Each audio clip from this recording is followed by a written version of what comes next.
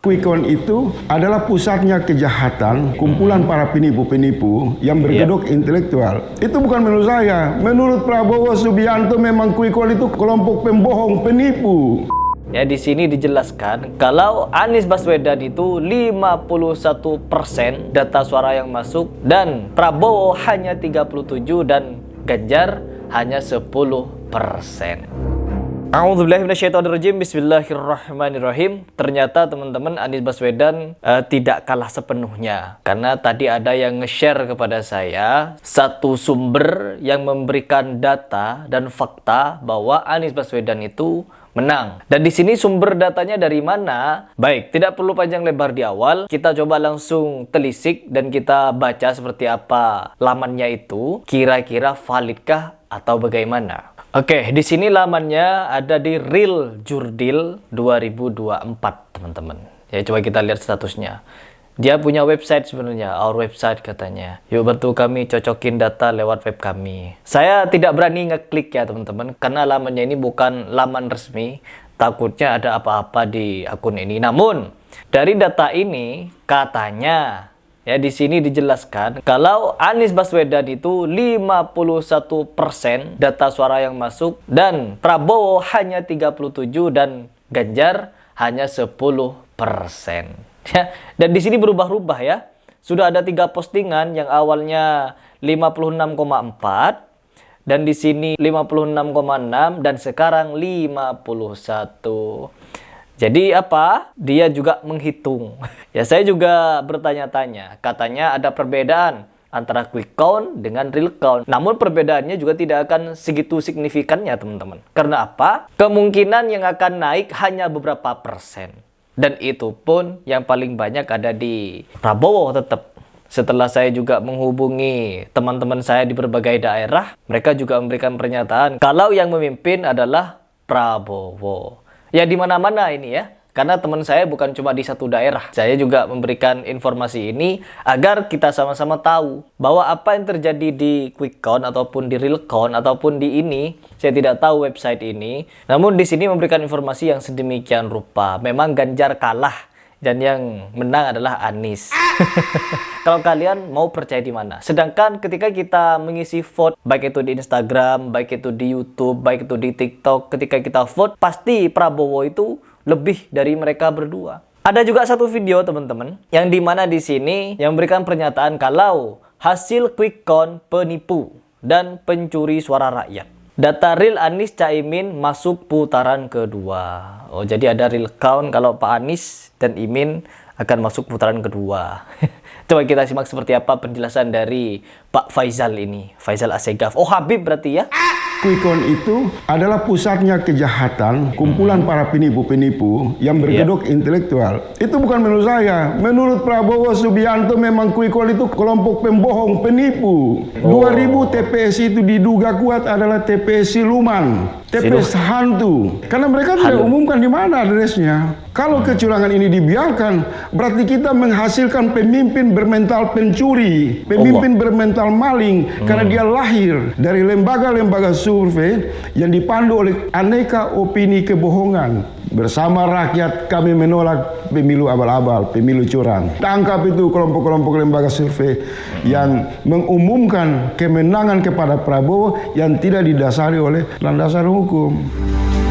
Oke, jadi di sini memang hasil quick count itu teridentifikasi sebagai suatu kebohongan, pencuri suara rakyat dan penggelembungan suara. Dan memang setelah kita lihat dari kemarin, teman-teman, memang sedemikian rupa. Ya, memang dugaan-dugaan kecurangan itu ada. Entah ini dugaan atau memang ada. Kita kalau mau terlalu mengambil hati perihal ini karena kita rakyat biasa, hanya akan nyesek ya, hanya akan nyesek di hati dan kita tidak bisa berbuat apa-apa. Entah di 2019 kemarin ketika katanya Prabowo ingin oposisi, Sandi juga ingin oposisi, partai-partai yang mengusung mereka ingin oposisi. Tetapi pada kenyataannya setelah ada demo besar sampai ada 6 orang meninggal ketika demo itu menolak hasil Pilpres itu. Tapi pada ujung-ujungnya Prabowo dan Sandi menjadi menterinya Jokowi. Memang politik menyakitkan. Ya, begitupun dengan apa yang dinyatakan oleh Assegaf barusan ini. Siapa namanya dah barusan? Bapak Assegaf ini. Saya sudah nonton video video fullnya, di situ menjelaskan tentang bagaimana kecurangan itu terjadi dan berulang-ulang. Dan begitupun ketika kita nonton Dirty Vote, ya. Kalau kita nonton Dirty Vote, na'udzubillah min dzalik, kita ya hidup di era yang penuh. Saya mengatakan demikian karena apa? Agar kalian bersama-sama memikirkan perihal demokrasi ini. Apakah demokrasi ini bersih? Apakah demokrasi ini hasan? Ataukah demokrasi ini kufur atau apa? Kalian bisa berpendapat sendiri. Kalau saya pribadi memberikan pendapat karena saya bukan ulama. Jadi saya hanya memberikan pendapat untuk diri saya pribadi. Dan saya tidak ingin mengkonsumsikannya ke publik pendapat saya ini. Tetapi dari fakta yang terjadi di lapangan, adanya banyak isu ini, isu itu. Sampai-sampai perhitungan suara pun ada perbedaan pendapat dari berbagai lembaga. Terlebih di video yang sebelum ini, yang ini nih. Nah, di situ meskipun Anies Baswedan mendapatkan 30% suara. Karena apa? 56%-nya ada di Prabowo dan sisanya ada di Ganjar. Mereka masih mengakui kalau diri mereka menang. Mereka menang katanya, deklarasi juga. Dan di sini apabila sudah terdeteksi seperti ini, adanya kecurangan, adanya penggelembungan suara, sedangkan ada lembaga lain yang memberikan analitik atau memberikan perhitungan suara seperti Jurdil tadi, meskipun saya tidak tahu itu data dari mana, tetapi di sini memberikan isu di tengah-tengah masyarakat kalau sebenarnya Anies memang menang. Ya entah menang bagaimana, karena apa? Dikirimkan malaikat katanya. Sama AOS dikirimkan 1 juta malaikat. Ya mungkin 1 juta malaikat ikut nyoblos. Jadi ada suara-suara goib dan itu hanya orang-orang goib yang bisa menghitungnya. Entahlah karena apa? Di belakang Anies banyak orang-orang halu. Nah, di sini kita kembali lagi kepada politik. Yang pertama teman-teman, setelah saya membaca dari berbagai media, ada satu media yang memberitakan bahwa Ganjar Pranowo, tim Ganjar atau PDI tetap akan oposisi katanya. Apabila tetap kalah, mereka akan oposisi. Dan apabila mereka oposisi, otomatis apabila ada putaran kedua, maka suara mereka akan kemana? Suara mereka akan kemana? Coba kita simak satu berita yang memberikan statement bahwa Surya Paloh bertemu dengan Megawati. Apakah di sini PDI akan ketemu dengan PKS? Kan tentunya sangat-sangat mustahil ya, sangat-sangat mustahil karena PKS ngangkat Anies Baswedan dan di situ kita tahu sendirilah kegaduhan kemarin itu antara PDI dengan FPI ya, kita tahu sendiri dan sangat mustahil mereka akan bersatu. Nah, PDI siap jadi oposisi, Nasdem merapat ke Prabowo. Loh. Bener kan? Apabila PDI oposisi, Nasdem akan merapat ke Prabowo. Itu yang saya bilang tadi, bahwa PDI ini tidak mungkin bersatu dengan PKS ataupun dengan Nasdem. Dan di sini Nasdemnya ingin afiliasi ke Prabowo. Allah.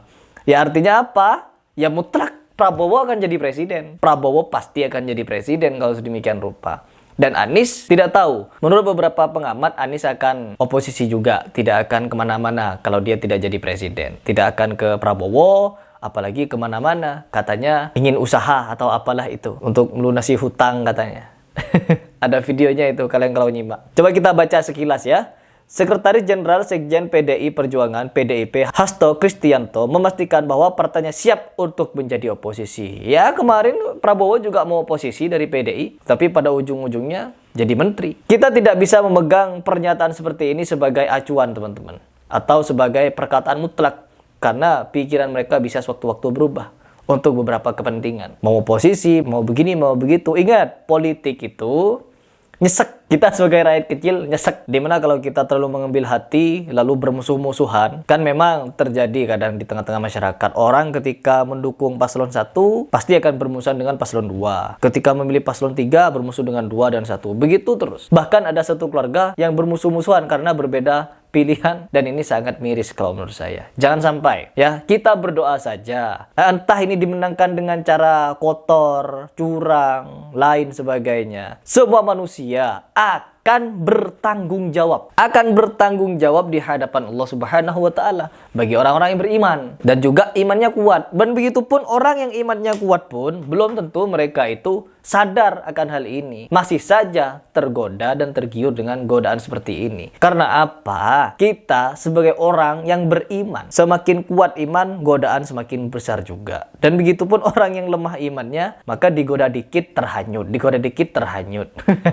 Jadi kita tidak perlu ambil pusing ya. Kita tidak perlu ambil pusing mau Prabowo kayak yang mau jadi atau bagaimanapun. Yang penting kita tetap berdoa untuk kebaikan bangsa ini. Dan melihat arah politik kalau kita terlalu fanatik kepada Anies misalkan, sakit hatinya tuh nyesek ya. Itulah kenapa saya belajar dari pengalaman saya di 2019.